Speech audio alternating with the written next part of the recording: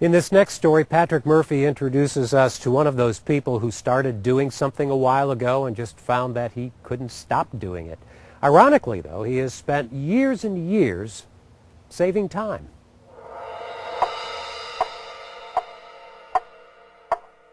It started out just being a hobby, and then it got to be somewhat of an obsession, a compulsion.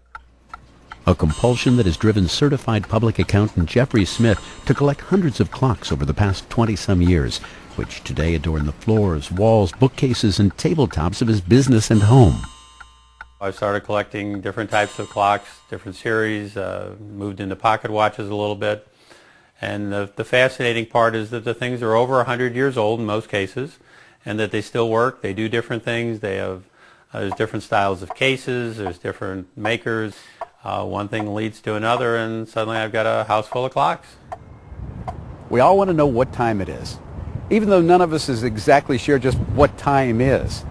So how do you measure something as intangible as time? Well, you start out with a lot of tiny little springs and gears. They're all mechanical, so they all have to be wound. They're either spring-driven or weight-driven or have some type of a compensating adjustment. These are spring-driven. This one, you do wind it, but it's what they call a swinging arm clock.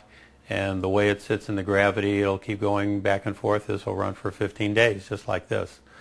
This one's a one-day clock. It's got a wind mechanism, but this is actually the pendulum. It's what they call a jumper, a bouncing dial clock, and that's actually how the clock is ticking. Basically, I spend on Sunday morning is clock winding day, spend probably between a half hour and an hour winding clocks, and the ones that I have in the office spend probably 15 or 20 minutes on Monday morning winding clocks. So Jeffrey, you don't just collect them, you work on them. Yes. And that's part of the fun? Sometimes it's a lot of fun if I can get them fixed. Cleaning and oiling and adjusting and basic disassembly and putting them back together, I can do it. If it's very complicated timing or making gears, then I defer to people that really know how to do it. A lot of satisfaction, though, in taking something that's not working, restoring it, and getting back together. Smith's clocks do more than mark the hours. Some are works of art. Others make music.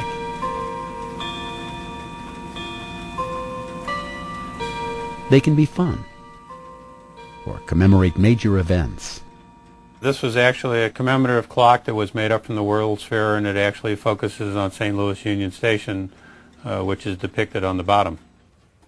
There are punch clocks from old factories, carriage clocks from the days of buggies, clocks that tell you the hour, day, month, and phases of the moon, and even a night watchman's clock. This is kind of interesting. You ever watch the old movies where they've got the watchman walking around, you know, when they're getting ready to knock off the warehouse, and the guy's making his rounds? This was a watchman's clock. Guy would be wearing, you'd see a uniform guy, and there'd be various stations around the warehouse, and there's keys that go into those stations, and there's actually a disc inside the clock. And when you made your rounds and hit the stations, you'd actually punch it so that there was a record that he did hit all the stations. How old is that? Oh, it's very early 1900s, probably 1910, something like that. And it still works? It still works. And of course, before the clock radio, there was the alarm clock lamplighter. These old clocks had alarm mechanisms also, and you would think this would wake you up. Well, when this alarm went off, what it did, if the mechanism was fully engaged, it would set this match off, which would hit the strike plate and actually light this oil lamp, and you'd have a light on your nightstand or whatever you had the clock at. There are history lessons in Smith's collection. Before train travel, it really didn't matter if it was exactly the same time in St. Louis as it was in Chicago or New York. But the rails changed that. In the 1880s, the railroads adopted 4 national time zones, and the railroadman's watch became the symbol of a new American obsession with accurate timekeeping. Railroad timekeeping became very important because for the trains to run simultaneously on different tracks and wind up in the same places, they adopted certain standards for railroad watches. They had to be a certain grade or consistency of timekeeping, and you actually had a report card for each watch, and your watch had to be tested quarterly and spot checked periodically. And if it didn't meet up to standards, you either had to get a loaner watch, a new watch, or it couldn't work for the railroad anymore.